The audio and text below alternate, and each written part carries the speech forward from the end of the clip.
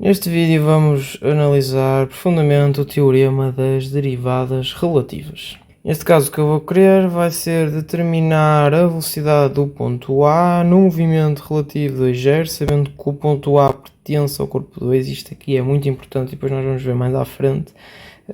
Expressando este vetor no referencial S1. Vamos começar a ver aqui estas nomenclaturas. Este primeiro ponto vai ser o ponto que se pretende calcular a velocidade, como devem calcular, e aqui o corpo onde se encontra o ponto. Vai ser aqui este primeiro número do nosso movimento relativo.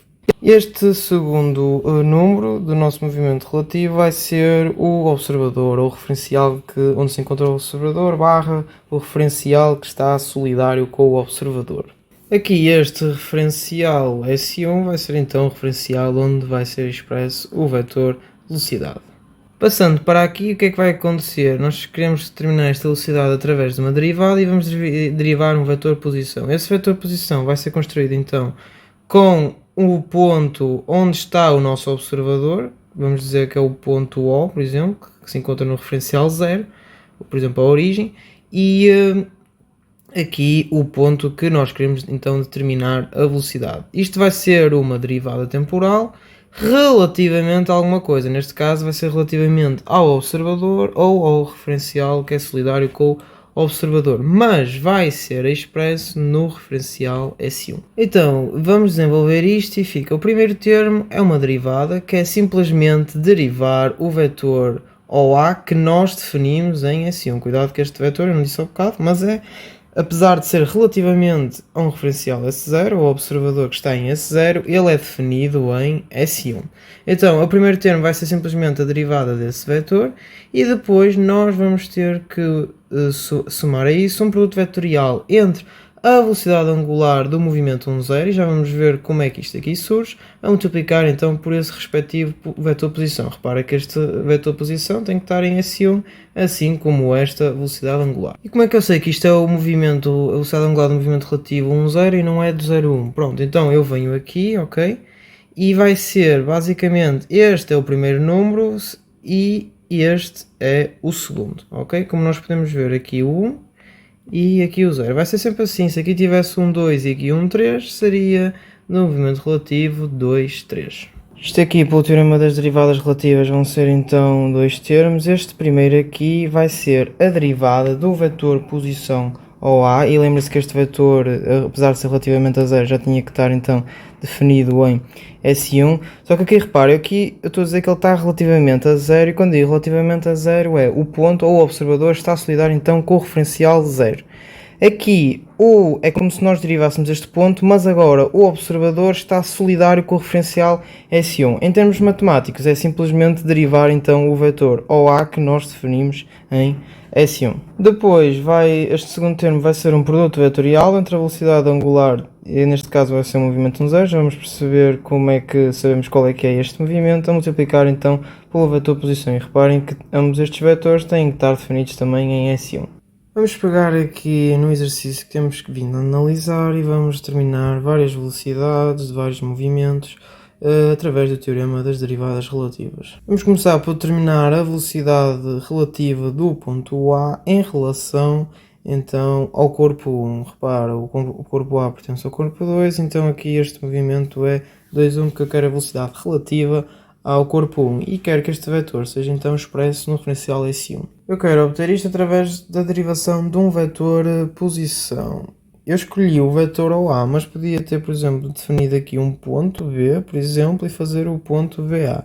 O que interessa é que o ponto em questão seja então solidário com o corpo que nós estamos a considerar.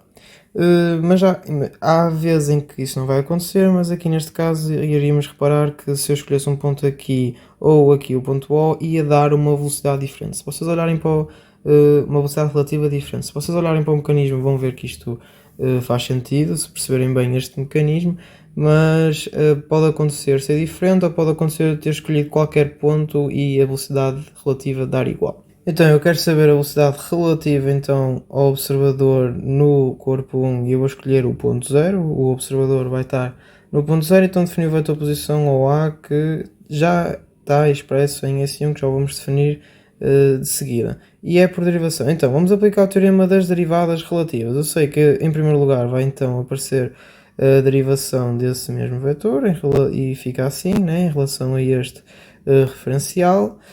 Depois vamos somar mais e agora ômega. Ora bem, como eu disse, o primeiro número é o do referencial e depois o segundo é em relação ao qual estamos a derivar. Vai ficar então ômega do movimento relativo 1, produto vetorial então com o vetor posição OA. Pronto, vocês podem achar isto estranho e acho bem que achem isto estranho. Porquê? Porque isto vai ser igual a zero. E porquê?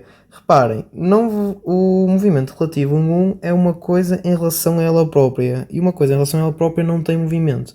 Daí a velocidade angular desse movimento ser nula. Ou seja, isto aqui ficava apenas a derivação do vetor posição OA. Está aqui definido o vetor OA em S1, que é para quem não percebe o porquê de definir assim que veja os vídeos anteriores. E o que é que vai acontecer? Temos apenas que o derivar em ordem ao tempo vai aparecer então aqui desta maneira. Podemos também ver aqui uma situação que é a seguinte, repara que ele vai ter a direção, este vetor velocidade vai ter a direção do y1. E é o que faz sentido, porque eu estou a considerar um movimento relativo 2 a 1 e eu sei que esse movimento relativo vai ser a translação deste corpo 2 aqui neste corpo 1, ou seja, é natural que dê uma velocidade assim com esta direção, como nós podemos verificar. Tenho falado em movimentos relativos e vocês podem não perceber muito bem o que é este conceito, mas em vídeos futuros vamos perceber isto melhor, mas para já tentem ir acompanhando e não se confundindo com estes conceitos de movimentos relativos.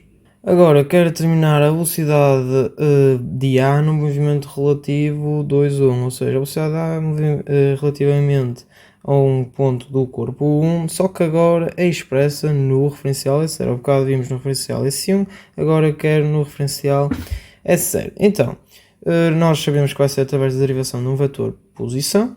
Esse vetor posição vai ter que estar definido em S0, mas ele é relativamente a 1. Então eu vou derivar o vetor OA relativamente a 1, mas é expresso no referencial S0.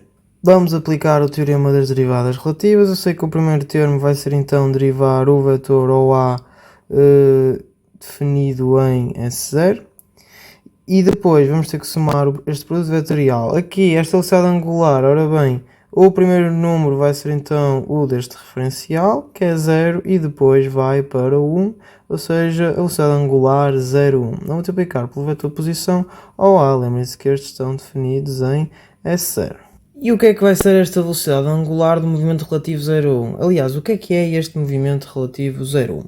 Vamos imaginar, primeiro vamos olhar para o movimento relativo 1,0. Então o que é que nós vamos fazer? Se é um movimento 1 relativamente a 0, vamos meter o 0 fixo, que na verdade já está. E o que se vai movimentar vai ser o 1. Então nós vamos nos meter aqui um observador fixo, com, isto aqui é um olho, com o referencial S0 e nós vemos então que este se afasta segundo a velocidade angular θ ponto. Pronto, tudo bem. Só que agora vamos ver o 0,1.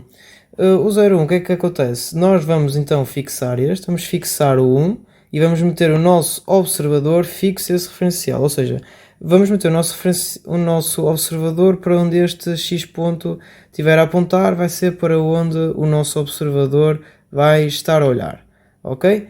Então repara, ele vai se movimentar, ou seja, se ele está solidário com este referencial é como se não se movimentasse, mesmo que este se movimenta, mas o que vai acontecer é que nós vamos ver este afastar-se. Este vai afastar-se precisamente menos θ, ok? Isto parece um bocado confuso, mas eu espero que vocês consigam imaginar, porque é muito importante. Então o que vai acontecer é que basicamente isto vai ser 0, 0 menos θ. Ou seja, nós podemos dizer que de uma maneira geral a velocidade angular de um movimento 1,0 vai ser igual a menos a velocidade angular do movimento 0,1. Ou seja, se eu tivesse aqui AB ia ser igual a menos a velocidade angular do movimento BA, sendo este A e B qualquer corpo. Algo que vai ser importante também para resolvermos o exercício é, imaginando que eu tenho a velocidade angular do movimento 2,0 vai ser igual à velocidade angular do movimento 2,1 mais a velocidade angular do movimento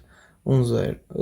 Para já é normal que não percebam isso, só que nesta fase inicial, para fazer alguns exercícios, vão precisar disto, mas vocês vão perceber isto melhor a quando da explicação dos movimentos relativos. Voltando aqui à nossa linha, temos aqui o vetor OA definido em S0. Aqui esta primeira parte é simplesmente derivar este vetor e depois aqui este produto vetorial. Reparem que aqui é 0,0 menos θ ponto e fica aqui então aqui no final em S0. Nós até agora apenas falámos do teorema das derivadas relativas para as velocidades, mas no caso das acelerações é exatamente a mesma tanga. Ou seja, se eu quiser a aceleração do ponto A no movimento relativo 2,0, mas expresso no referencial S1, então eu vou através da derivação de um vetor de velocidade. Eu já tinha, suponhando que eu já tinha então o vetor a velocidade do ponto A no movimento 2,0 expresso em S1, então eu vou fazer exatamente o mesmo raciocínio. Repara que aqui é relativamente a 0 e é expresso em S1. Isto é apenas o vetor que nós já tínhamos terminado. Aplicando o teorema das derivadas relativas, o primeiro termo é simplesmente derivar este vetor que já tínhamos terminado e depois vai aqui aparecer a velocidade angular, porque o primeiro vai ser o do referencial e depois vai para o relativo, ou seja, relativo a zero, então fica aqui o zero. Vetorial, então, com o vetor que nós estamos a derivar. É tudo no vídeo de hoje, espero que tenham aprendido mais alguma coisa e até à próxima aula.